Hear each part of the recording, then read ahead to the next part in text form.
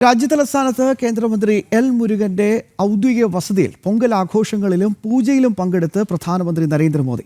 പൊങ്കൽ എല്ലാവരുടെയും ജീവിതത്തിൽ സമൃദ്ധിയും സന്തോഷവും കൊണ്ടുവരട്ടെ എന്ന് പ്രധാനമന്ത്രി ആശംസിച്ചു. തമിഴ് സംസ്കാരം മുഴുവൻ ഭാരതത്തിന്റെയും പൊതുവായ പൈതൃകമാണെന്നും അദ്ദേഹം ചൂണ്ടിക്കാട്ടി. मकर संक्रांति, माघ बिहू और अन्य त्योहारों की भी उमंग है।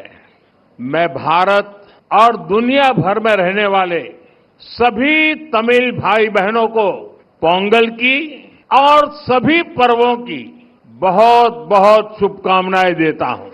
इनिय पोंगल नलवा कड़कतुक्कल वाळगा तमिल वळगा भारतम।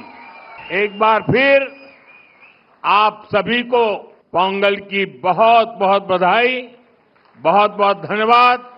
वणक्कम।